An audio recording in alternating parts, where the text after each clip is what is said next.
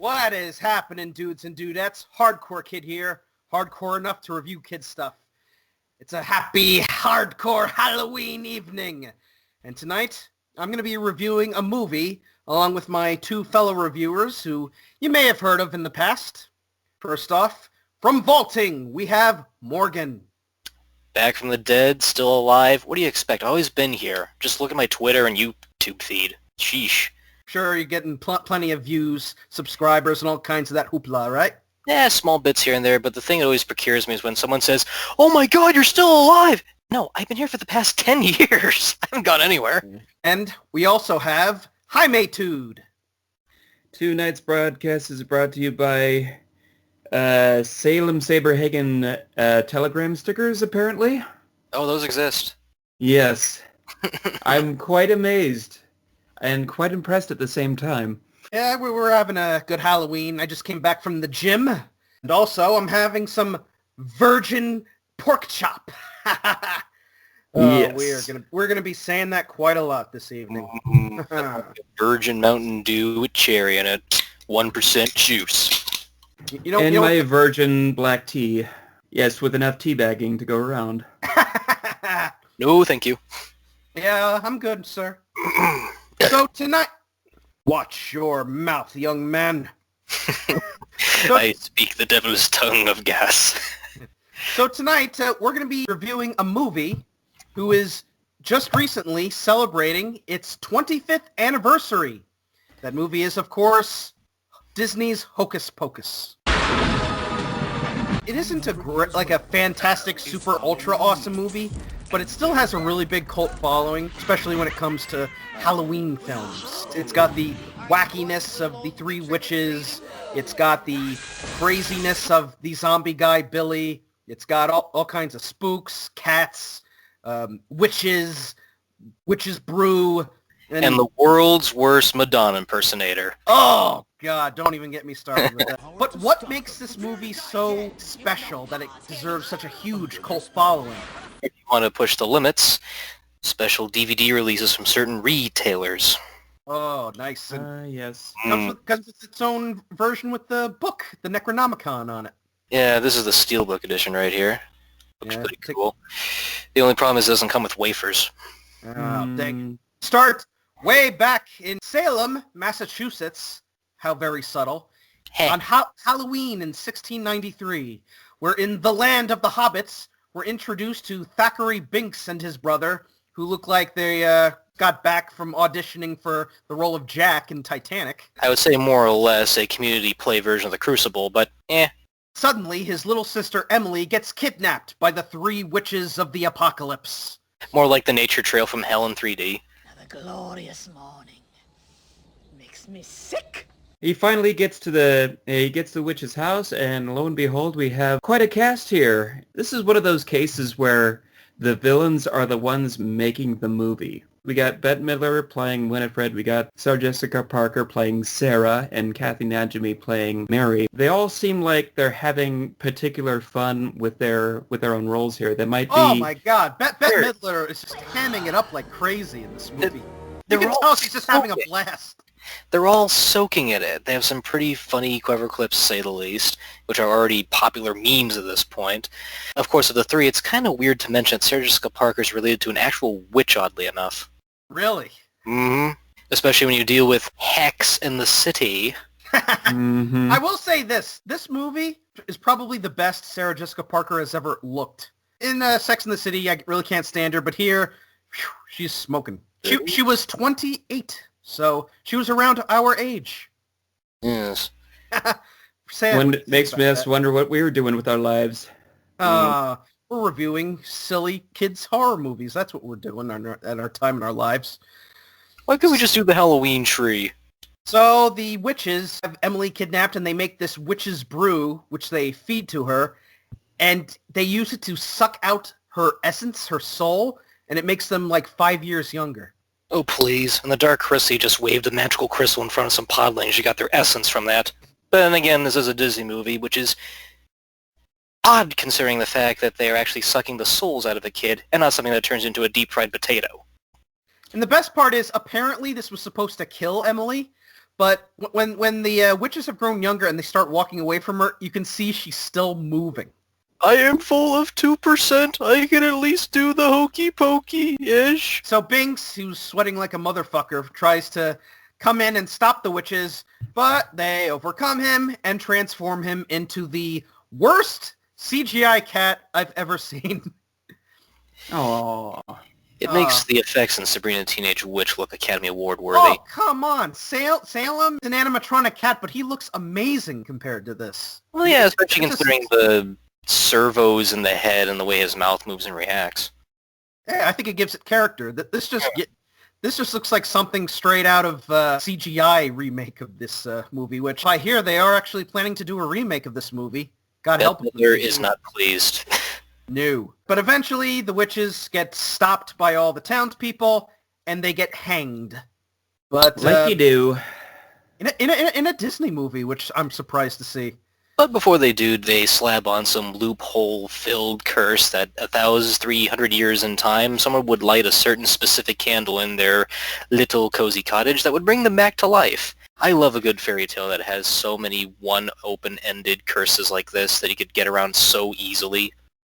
And who is it that would light the black flame, Morgan? What kind of person would light it? A virgin. A virgin! Rick is still a virgin! I'm not a virgin! So 300 years later, we're now in Salem in 1993. Is it too late to mention the fact that Halloween 1983 existed on a Sunday, so why in the world are these kids in school? Because it's Sunday school. Well, then again, when your class is being taught by Microwave Marge, I'm not too surprised. So essentially this was a story that was given to the students, including Max, our main character, played by Omri Katz, who was just moved to Salem from Virginia, I assume. California. Ah, California. Okay. That's why they say Hollywood. California. He's getting used to meeting all the locals, including Jay and Jay and Ice, with quite possibly the shittiest haircut I've ever seen. He just has ice shaved on the back of his head. Because, Vanilla Ice was a thing, so Ice was cool and Yeah. whatever. And of course, the not I Hope We Don't Get Together love interest played by Vanessa Shaw. Her name is Allison. Allison, my aim is off. So Max goes up into his room, and I gotta say this. This room, I would actually kill to have a room like this. Because number one, he's actually able to fit his drum set into it. I can barely fit my bed into my own room. And he's also has this staircase that leads up to this lighthouse or this overlook above the house, so you could see just about everything from any side of the house, which looks really cool. And it actually plays a point at one point in the movie. Ish. Mm-hmm. Yeah. But yeah, I'd love to have a room like this. I can't argue when you have a skateboard that has Pinhead on the bottom. Gabba gabba hey. And of course we're introduced to his little sister, played by a very pre-American beauty, Thora Birch, and her name is Dani. Dani is simultaneously the best thing and the worst thing about this movie. Worst thing in that, at her worst, she's dirt annoying. It doesn't matter how young or old you are. You sold your soul. You're the ugliest thing that's ever lived. But at her best, she's vicious. I couldn't wear anything like that because I don't have any, what do you call them, Max? Yabos? Don't worry, Thora Birch. You'll have them soon enough, and everybody is going to see them. I would rather see Michelle Trungburgers, thank you very much. Yeah. Michelle Trunkburger? What's a Trunkburger? Trachtenberg. What's wrong with you? Trachtenberg. Hey, I can pronounce Nim, but I can't pronounce actors or actresses' names very well. Don't worry, we're all dyslexic. Jarrett Fugel. April Elf, Yogg's Adventures. That's a fucking ambio. I have an ambio collection. So Max refuses to take little Dani out trick-or-treating, and she responds in the best way that she knows how. She rage quits. And all of our eardrums are now broken. What? Thank you. So Max ends up taking her little sister out trick-or-treating, and they meet Jay and Silent Ice again, and Dani just cuts a promo on them. Well, then again, when your brother is dressed like a mix between a Little Leaguer and Ray Charles, I do admit that is a pretty confusing costume to wear. So they go into a Halloween party, which may in fact be the lamest party of all time, because it's got everybody dressed up like it's still the 1600s. More like Sure. Barry Lyndon, but close enough. You just go to the Renaissance Fair. It's down the house. It's down- Huzzah! Giant turkey legs and nog for all! More ale, wench! So Allison Make that beer nog, eh? So Allison decides to have Max and Danny join them at the Sanderson house, which is now a museum. But of course, seeing this as a house of exposition, we have to get the details and fine print of these certain objects. That And being the Necronomicon book with the one eyeball, and this little nifty Yankee candle here of evilness. I would say cue Chekhov's Zippo lighter, but that's not been established yet. Keyword, yet. Someone should have just stuck a no smoking sign in front of the door there. Or, So if that you want, that's, or if you want something simple to not transcribe the events that will occur, no trespassing. but it's a museum! And then they had the door locked, and they just decided, yeah, let's let them in. Then again, this is the day and age where people like to wander into an abandoned amusement park, so I digress. Unless you're those stupid parents from Spirited Away. I hate them. Yeah. Oh, like, let's go to this abandoned amusement park there. You have a 9-year-old girl. How can you be that stupid? So Max, since he's a virgin, lights the candle, and this causes the witches to become resurrected. Run for your lives! It's a Halloween douchequake!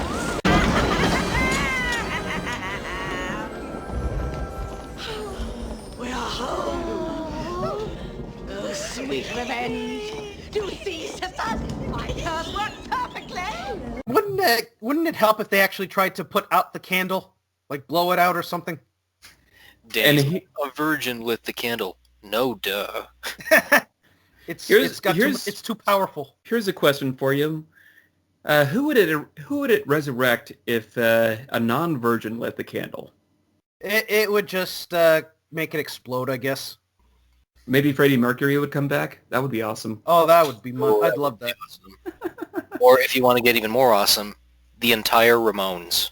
Yes! Witches wreak havoc. They throw Max around with the power of shock treatment. and Actually, then- that's called electrokinesis, according to the book. Thank you very much.